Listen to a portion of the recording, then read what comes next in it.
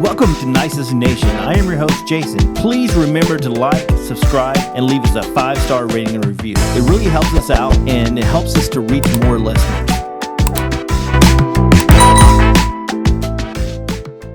Hey, welcome back to Nicest Nation. I am your host, Jason. Today we have a really good guest. We have Alex Brooks, and he is a marketer for the pest control industry. And the cool thing about Alex is I met him at Pest World last year. And we have been trying to get something going here on a podcast, for months now. And I'm very happy to have him on. So, Alex, I'm going to turn it over to you and just let everyone know what you do and all that. Yeah, no, I am Jason. Thank you for having me. I'm super excited to be on the platform. So, Brooks, I founded a company called Marketing for Pest Control. It's literal in the sense. And we do full service marketing. So that's everything from web design, SEO to strategy. But one of the things that I like to do that's a little different is I like to help companies figure out where they're at before we start doing anything. And the way I do that is a tool I call the Marketing IQ. We sit down with customers, we take them through 5 categories, and we help them assess where they're at. They score themselves. And once they develop that score, we get to figure out what areas they need to work on, what areas they're strong in. It's almost just like getting up and looking in front of a mirror and seeing what things that you need to really work on. I feel like in order to help a company grow and develop, you have to know what they need to focus on in order to help them do that. And that's one of the things that we do that is a little bit different. I'd say the other thing that we do that's a little bit different that's fun is I like to get out on ride-alongs with pest control owners to be right at the front lines of their world, to see how things look from a service perspective, going into the back office, sitting down with them. I'm really hands-on, and that's the way I've been building my company. So excited to be here. Yeah, man, that's awesome. I think you were just getting started when I first met you. So it seems like you've really progressed lately and like came along. Yeah, that's awesome. Absolutely. Yeah, I was just getting started. I say I was in research mode. I spent about a year going to different conferences, understanding the space, understanding the industry. Partially it started as a curiosity. I've always been very curious about animal behavior. That's been my thing my whole life. How I decompress is I like to watch the Nature Channel. If it's learning about ants or it's learning about beetles or bugs or lions, it's all fascinating to me. So when I first got exposed to this space, I didn't realize that was a tick that a lot of other owners, pest control owners, had in the industry. And that in itself pulled me in. It made me curious enough to go to 4 different conferences in one year all across the country, not really knowing much about the space. Yeah, definitely. Man, it is such a huge industry and it encompasses so much. Because when I met you, I was, I guess, 4 or 5 months in my career in pest control. And I came from the jewelry industry, which is a total, disconnect from, from pest control. I did photography and stuff, macro photography of jewelry and gemstones.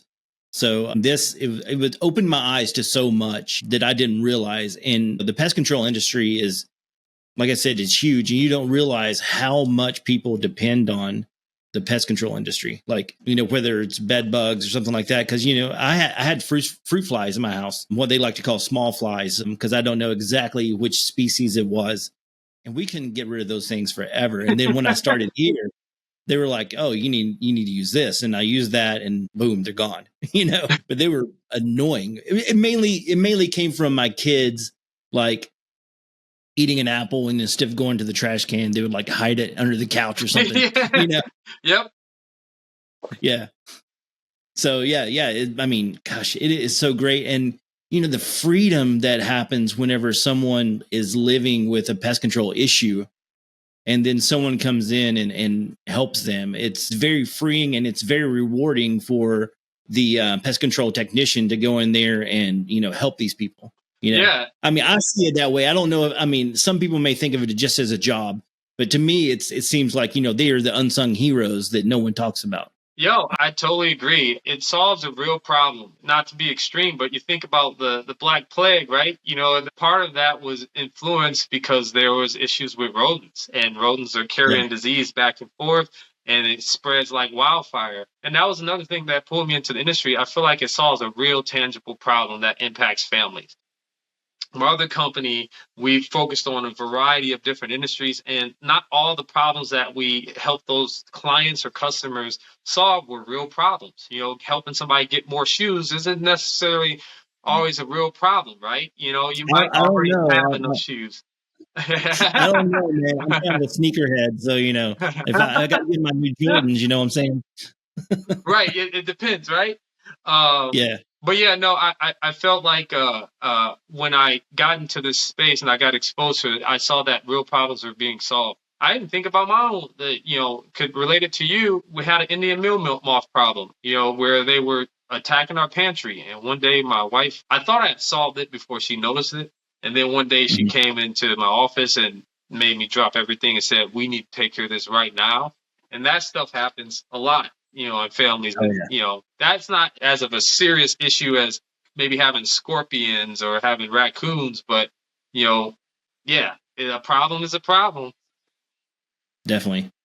I mean, and also, something else the pest control industry does that not a lot of people know about is they will clean up after. You can, have a added on service where they'll go in, they'll disinfect. Say if you did have a rodent problem or a raccoon problem, they'll go and they'll take care of all the droppings and everything that causes disease. Yep, yep. And that's something I never thought of. I mean, I just thought, the homeowner would have to deal with that, but no, you can add that service on, which is really cool. Yeah, Because they I take care a personally lot. don't want to clean it up. If it was me, Yeah, they take care a lot. Absolutely. yeah. So you're saying you were doing some ride-alongs with some technicians. So can you tell me a little bit about like what that entails?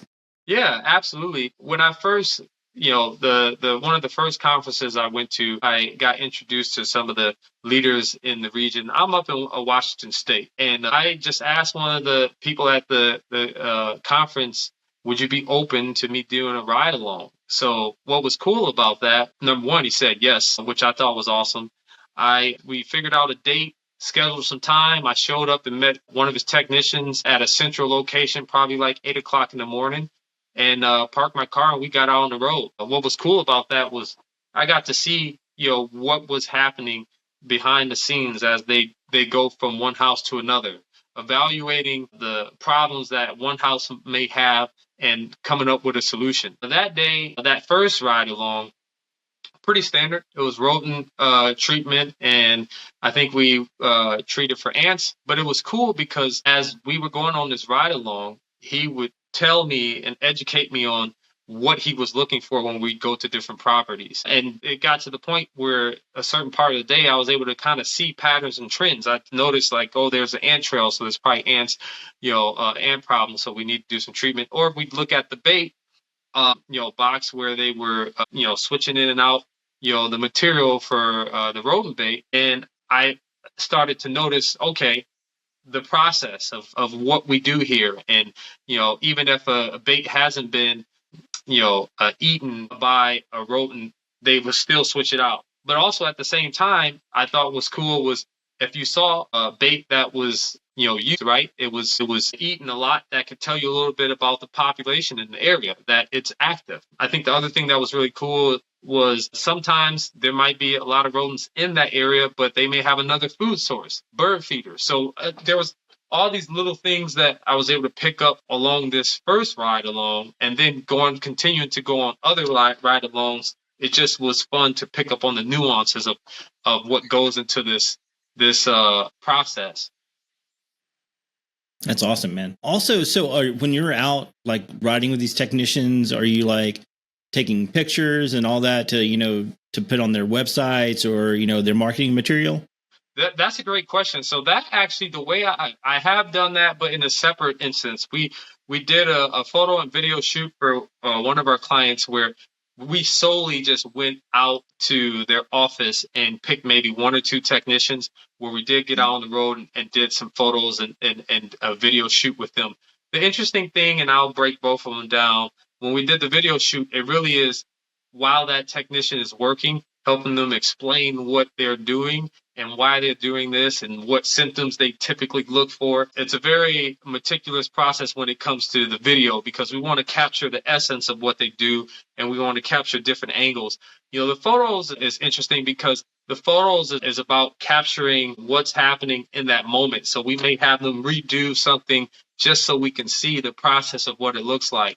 I think what will probably happen later down the road, no pun intended, is I probably will start to document more of the process in almost just capturing the narrative way, but I haven't done that yet.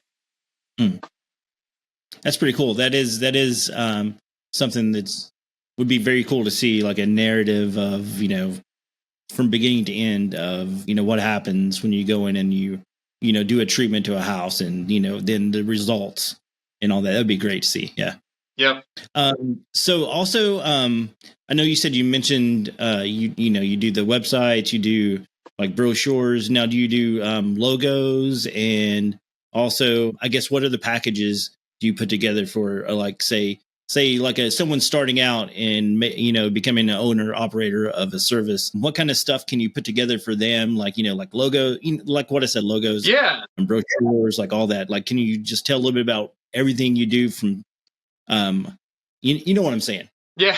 I don't know how to put it into words right now. Yeah. Well, the powerful, so the tool that I was talking about earlier that I call Marketing IQ is something that I launched earlier this year. And what it does is a self-reflection tool that I sit down with that owner and operator and we go through these 5 major categories of marketing. Mm-hmm. There's more of for focus purpose. We go through 5 key categories of marketing. And we assess where they're at. They get to score themselves between a 1 and 5. 5 meaning great, you're doing a great job here. 1 means there's a lot of room for improvement. 3 is you're doing okay, but there's still room for improvement. So what we do, we go through that first, and that helps me figure out what we need to focus on, what makes sense for them with the package. The interesting thing is, like, a new company starting out, they're going to be limited on resources. The most important thing for them is to understand what can they realistically focus on that's going to move the needle forward. A company just starting out, advertising may not be the right, fit for them. They may have to go down another route. A company that may be doing over $1 million a year and they've been surviving and thriving off of a single channel, it might be time for them to diversify and add an additional channel on so they can add a $250,000 to $500,000 onto their revenue pile. So the Marketing IQ allows me to see. It allows not just me, but it also allows that owner to see where they're really at and get a realistic view of what they need to focus on versus me jumping in and saying, "Oh, you need this or you need that." The reality is we don't know what they need until we look under the hood, and it's very powerful to look under the hood with them. So we both see the same thing when we look in the mirror and we know what the work is. And then from there, we can do the work. One of the companies that we've worked with needed to do a full-on overhaul with some branding stuff because they were running ads, but the company that they were working with, the visuals did not look good. So it's going to be hard to get a customer who want to work with you if you're advertising, but you're advertising with images or visuals that don't look great, right? Yeah. So that was one of the things that we needed to tackle with them. So we can, when we do advertise, it does look well and it does look very professional and it is on brand versus another company. One of the things we did was we helped them manage the SEO company that they work with. Because a lot of times we will be the glue that holds that company that they're already working with accountable to make sure that that company's doing what they promise that they're going to do. So it really depends, but it all starts with us doing that Marketing IQ self-reflection assessment because it tells the reality of where we're at and nobody can hide behind it. So it's like, say I'm a new owner. I'm just starting out and I come and see you and I'm like, hey, I really don't have a lot of money. I'm just starting out. I'm doing only ants and bed bugs right now. I'm just starting out so that I have to start small. So would you recommend starting with a social media campaign versus going to print ads and mailers and stuff like that? Yeah, great question. I mean, social media. So if with social media, what I would look at is their willingness and their capability to do social media well, because they could spend a lot of time in social media and not really get any return. With a person just starting out, I would look at how they're getting customers right now, and a lot of times it's word of mouth, or they're shooting for referrals. Maybe they're building their reputation in the neighborhood. I would get them to get obsessed with that and focus on whether that is, if it's knocking on doors or if it's going into the community or going to different events like networking events. You're going to have to get good at what's already working for you first at the most cost effective way before you Mhm. start adding new channels on. Because one of the challenges, and it's not just in pest control, I see a lot of companies do, is when they're starting out, they do hear all these ideas about I can do social media, I can run ads, I can get my SEO up, and they hear it from companies or advice, but the reality is they don't know what stage that company is in, right? They don't know the Mhm. budget that they have. They don't know the resources that they have. So then they go out and they try to do three or four things where you're a one-two person. You have to look at the reality. You don't have the time and the resource to dedicate to that. What are you winning at right now? When I look at a company that is just starting out, the thing is I want to figure out what are they already doing that's getting them more business, and then we need to be obsessed with that and maximize that, where there's no possibility for us to get any more business from that channel than what we're already doing. And that's the hard truth that a lot of companies don't want to hear. They want to find the quick solution to scale things up. If you're doing under a quarter million and maybe you're leveraging word of mouth and you've been going to a few networking events, BNI, whatever the case may be, and that's been getting you new business. How do you, if you're getting 5 leads a week, can you get 6 leads a week? What can we do to do a little bit better there? And we have to really be obsessed with those details before we can jump into another channel. Because every channel has its challenges and every channel is going to take time to to scale up. And you have to really be obsessed with it. And you have to, I'll put it this way. You think about toothpaste, right? A full tube of toothpaste. You get all the toothpaste out before you move on to the next. But you also have some people that they get maybe 70% out and then they jump to something else. You got Yeah. to get 100% of all that toothpaste out of that channel before you move to the next channel. That means you've mastered it. You've figured out Mhm. everything about that channel that works and doesn't work. And that's the hard truth that a lot of people don't necessarily want to face, because we want to do what's cool. We want to do what's hot. We see something working for another company and we want to try it. So that's the hard truth I usually sit down with companies and get them to start with. We got to make some money first. And we got to, if we have something that's working for us, let's really question what's the true potential of that channel and how do we get everything out of that channel before we move on to the next one. Yeah, definitely, definitely. I mean, you had a lot of great points there, man. That's, I mean, some stuff I didn't think about. Like, like if like if word of the mouth is working, then how do you push that word of mouth? That's something that, I mean, it's for some people it's hard to kind of grasp, because you're like, I'm talking to everybody and it's not really working, So what would you do? You go door to door and that's not really working. So what would you suggest to step up someone's game from word of mouth? I mean, I'm just trying to spitball Yeah, here and try to no. figure that out, Because You I know what mean, I've seen a lot? I don't know. I don't know if I could, sell myself that much, one on one talking to people. Right. Well, you know what I've seen a lot? It's a huge opportunity for, I think, a lot of pest control owners. Follow up. If I was to get on the phone right now and talk to 20, maybe 30 pest control companies, a lot of them, probably I'd say 20 out of 30 would say if they're not interested, I may follow up one or two times and then I'm done. When in reality, you got to be great at following up. The follow up really makes a difference. So if you get a lead or an opportunity, it's okay that they might not be. I don't know if you can hear that in the background. I can't. No. Okay, good. If you get a lead or an opportunity and they're not interested at that point in time, that's okay. But you still should follow up and build that relationship. Because here's the reality: a lot of your customers might not. They might need it right then and there, and then they may have a thought that drives them to try to do it themselves, and that might fail. And that may be a few months from now. But if you stop following up with them, you will never know that. And they'll probably go find somebody else. They'll forget about you. I think I'd say a simple expectation standard that a lot of pest control companies can benefit from. Don't let a single lead that comes in contact with your business get lost. Have a destination for that lead. Follow up to the point where they decide that they go somewhere else or they don't want to hear from you anymore. That's okay. But you have to really master the follow up. And I Yeah. think that's a huge opportunity to step up and that benefits you with every channel you do. You know, whether you run ads, you get a lead that comes in, they don't want to do business right now, follow up. That might change in 6 months. You know, life circumstances change. The person who was doing it themselves now has kids. They don't have the time to do it, right? Yeah. They have a new job that they're very busy with. Don't have the time to do it. So I think that would be the tangible thing that I would put in front of pest control owners. And I challenge them. A year of being consistent with any contact that comes in touch with you. You don't have to bug them every week. Once a month.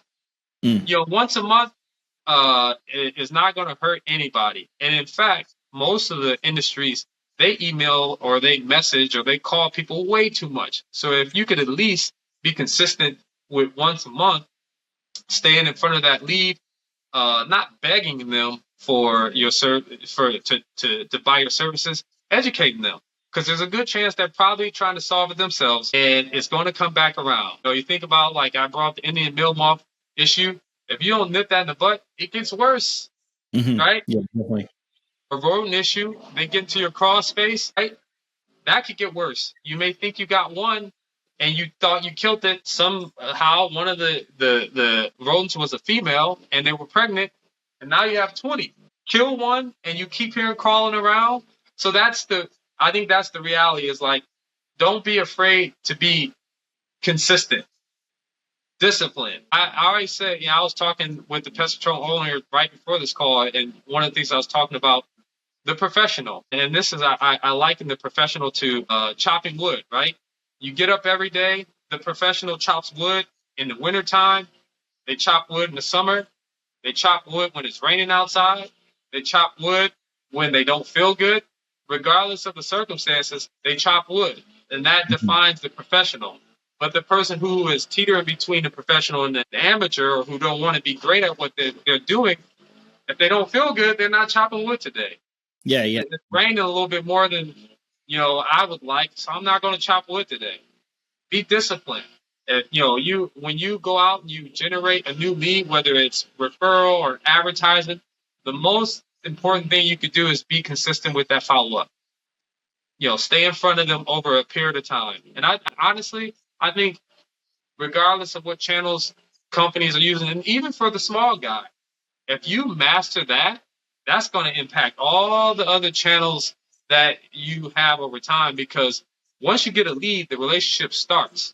Mm-hmm. The relationship drops because of you, most likely, because you stop staying in touch with them. I mean, they're not going to be messaging you monthly just to ask random questions. They're busy. So that's your job, Yeah, definitely. So I was wondering, do you know of anyone that, like, say, we'll go into a situation and, they're like, the person's like, I don't need pest control. And they're like, well, you have this issue, you have this issue. Do you know if anyone has, say, so let me just show you, I got this ant base station. Let me just, give you one and I'll put it in your house and you can, see how it gets rid of your ants. Now, does anybody do that? Like a try before you buy, to kind of entice people to do the, invest in pest control? That's a good question. Like giving people samples. Yeah. Because I know from our experience here at Nisus, we have an employee that, her dog goes to a kennel a lot. And so we have this product called Bacazap, which is a biosanitation, and you spray and it pretty much gets rid of urine odors and stuff like that and helps clean up stuff. So she took one to the kennel. It's like, hey, have you guys tried this? And she let them try it. And now they're, getting their pest control person to use the Bacazap in their kennel. That's kind of, a a win-win, I guess. You got to spend a little money to make a little money. You know what I'm saying? Yeah, that's a great question.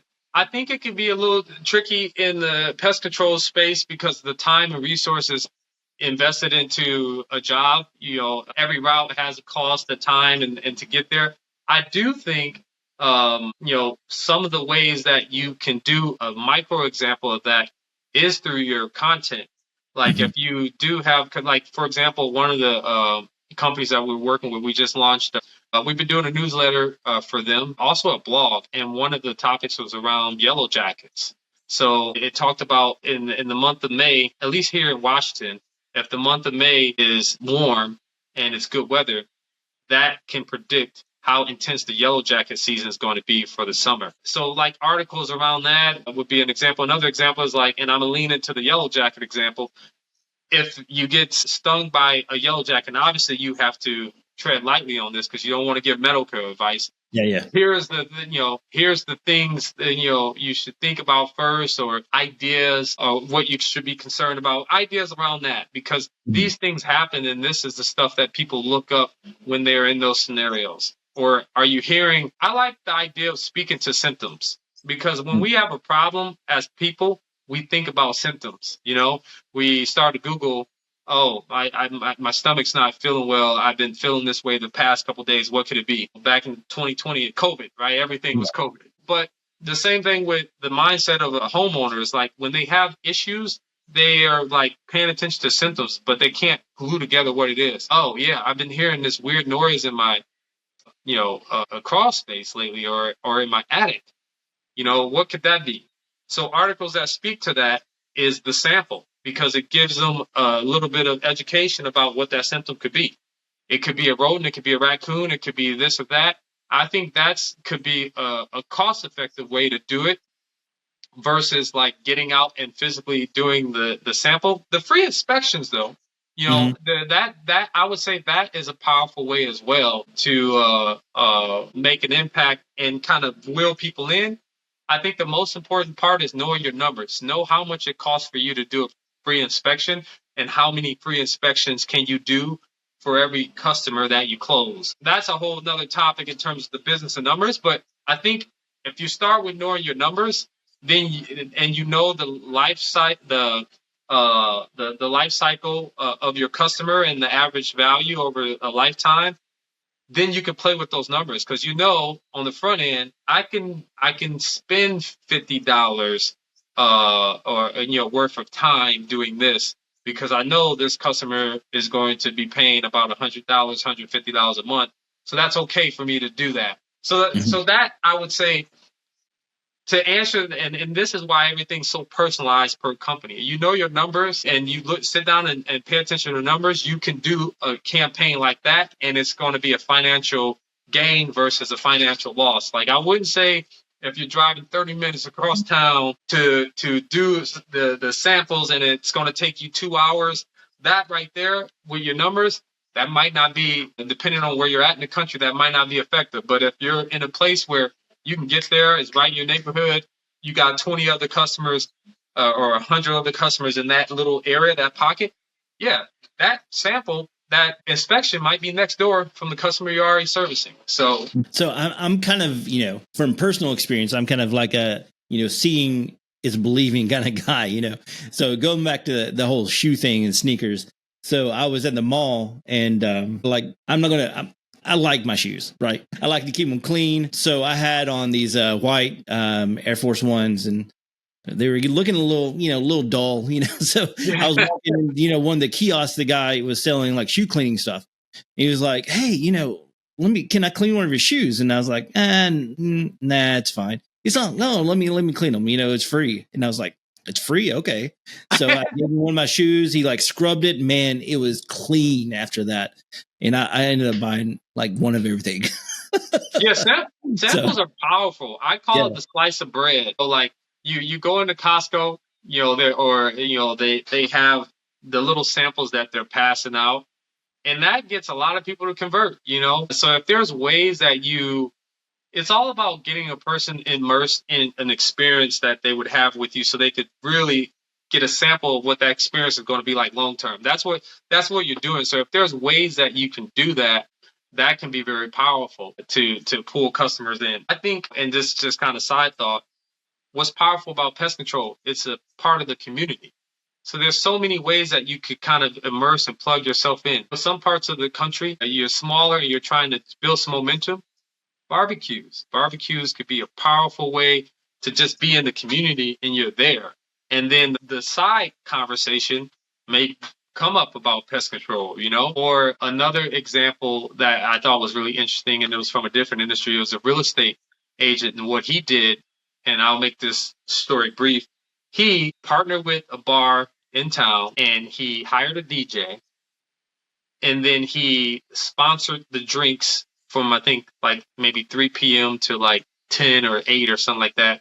And his promotion was the educators. It was appreciation night.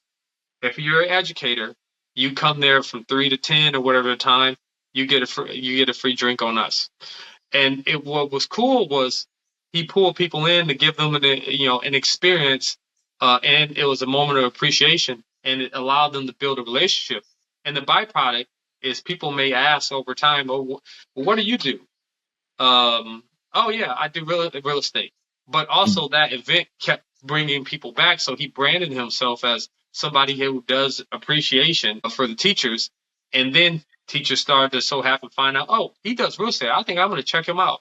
So I think the powerful element there is sampling and getting people immersed in your world and getting a sample of either who you are as a person or what you can do that solves their problem. Both of those are very powerful tactics that if you could orchestrate them, it brings people. Yeah, definitely, man. It's funny you said barbecue because here in Nisus, we're known for our barbecue. So I gotta come down there, then. Yeah, dude. So Harry Bryan and John Singletary, they're two awesome people here. If you've watched the podcast, you may have seen them, but they do barbecue like no other. I mean, it's so good. But they'll go like, I think a couple of months ago, they're in Pennsylvania. They went up there and cooked barbecue for an event. But they go to like pest control events, and they'll just set up and cook for everyone like at the conference. It's pretty legit. I need to get their schedule, man. Yeah, I need to get their schedule and time that with the barbecues. I'm gonna be down in Texas later this month for a Pest Expo. I don't know if you guys gonna be there. Anybody is gonna be down there, but probably. See, Marty is in Texas, and also Chaz is over there. I think in Utah. I'm not. Don't quote me because I don't have the map of the regions right now of who's over what region. But I know Marty is definitely in Texas. So she may be there. I think she does quite a few events in Texas. Okay, so. Yep. Hopefully I can catch one of those barbecues. I don't know if we're going to be doing barbecue down there, but I will let you know because, it'd be, dude, you need to come out and get some barbecue for real. It is the stuff of legend. The first time I was like, when the first time I had it, I was like, it's just barbecue. What, how good could it be? It was so good, man. It was ridiculous. It's probably the best barbecue I ever had. Oh, that's good to hear. Well, I got it on my list. That's a bucket list. Yeah. I got to get out one of them. And, Tennessee is, sort of known for barbecue, like with Memphis here. And then, North Carolina is right on the other side of us with Carolina barbecue. So we kind of in the barbecue belt, I guess you would say. I like that. The barbecue belt. Yeah. But yeah, man, it's real good stuff.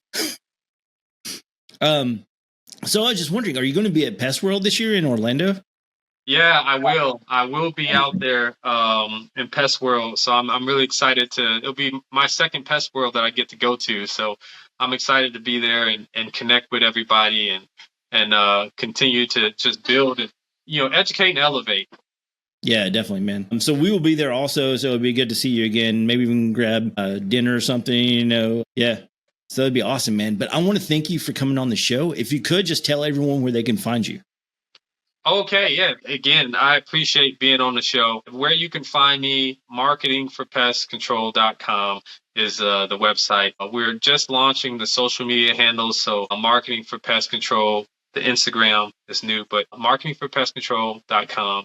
And the Marketing for Pest Control YouTube channel is kicking off as well. And that's marketing for with the number 4 instead of the FOR. So that's where you guys can find me at.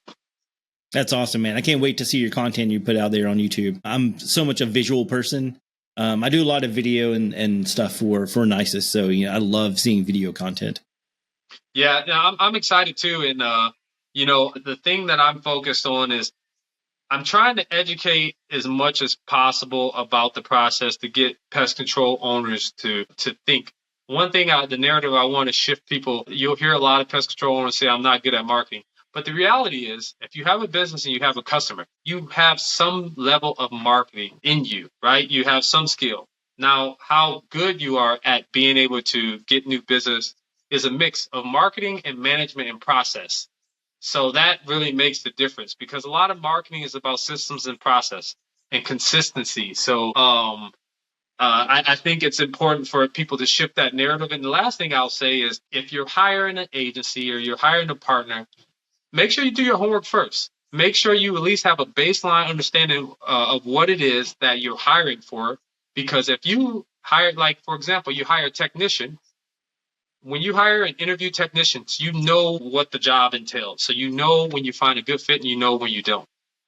So why, if you hire an agency, would you hire an agency and not know what it is that you are hiring them for? I think there's a very important piece of that ownership as an owner, being able to understand everything that you hire for. Not that you need to be a guru in it, but you do need to understand enough to know what are the most important metrics, what are the most important behaviors that matter that's going to impact the numbers. And I think that having that nugget walking away is going to be helpful for any pest control owner that is trying to elevate their business and grow to the next level. And that's my mission, is elevate and educate pest control owners so they can be empowered to make those types of decisions, whether they're going to do it themselves or if they're going to partner with an agency or partner with a company like us that can help them really think through those details. So, Jason, this is awesome. Very excited. Appreciative. Thanks. I really appreciate you coming on. Like I said, I had been wanting to get this together for a while, and just, it was just, my schedule was so compact, and I had interviews already set up, and then, things would happen. I had to travel and I actually had to go on some video shoots out of town. So, everything finally lined up, and I'm glad it did. Yeah. Awesome. Cool. Well, it's the beginning of many conversations, I guess. Yeah, definitely. I already have ideas about what we could do in the future on this podcast with you. And I was thinking maybe you could get one of your clients to come on with you. You could talk about, back and forth about, how his process works and, what your product has helped him obtain. That'd be great. Yeah. I'd love to do that. I think that would be awesome. And I think being able to capture the lens of both sides is just so important. I think in the industry, I've heard about the challenges that a lot of pest control owners have had with marketing. And my thing, and marketing and working with marketing companies, and my thing is, I want people to be educated so they can make educated decisions, and to work together and partner with the company so they can grow, versus you don't want to put yourself in a situation where you hire a company and just set it and forget it. You want to hire a partner that's going to help you do something that you don't necessarily have the team inside to do, but you know what needs to be done, and you guys are working together with competent people. So yeah. Yeah, man, that's awesome. Well, guys, thanks for joining us again on Nisus Nation. Just make sure that you follow, and ring that little bell so you get notified whenever we go live. I said live, we don't go live whenever we have a new episode. So guys, thanks again. We're Nisus Nation, and we'll see you next time.